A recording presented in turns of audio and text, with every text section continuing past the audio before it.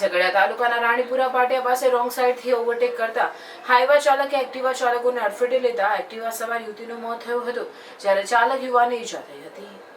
ઝઘડિયા તાલુકામાંથી પસાર થતા સરદાર પ્રતિમા ધોરીમાર્ગ પર ઉમલાથી લઈ રાજવાડી ઝઘડિયા મુલત 4 રસ્તા સુધીના રોડ પર રેતી તેમજ અન્ય ખનીજ ભરેને ચાલતા હાઈવા વાહન ચાલકો ખૂબ જ બેદરકારી અને ગફલતભરી રીતે પોતાના વાહનો ચલાવતા અવારનવાર અકસ્માતની ઘટનાઓ બને છે. ગતરોજ માંડવા ગામની પ્રિયા નાગજીભાઈ માછી પટેલ નામની યુવતી તેના મિત્ર પારસ બોરસે સાથે ઝઘડિયા નજીકના મઢીઘાટ ખાતે ફરવા માટે ગયા હતા. મઢીઘાટથી પરત ફરતી વેળાએ રાત્રિના 8:30 વાગ્યાના અરસામાં તેઓ ઝઘડિયા નજીકના રાણીપુરા પાટિયા નજીકથી પસાર થતા હતા. તે દરમિયાન એક હાઈવા ચાલકે પોતાનું વાહન બેફિકરાઈ અને ગફલતભરી રીતે ચલાવી એક્ટિવા પર સવાર પારસ અને પ્રિયાના વાહનની રોંગ સાઈડથી ઓવરટેક કરવાનો પ્રયાસ કર્યો હતો.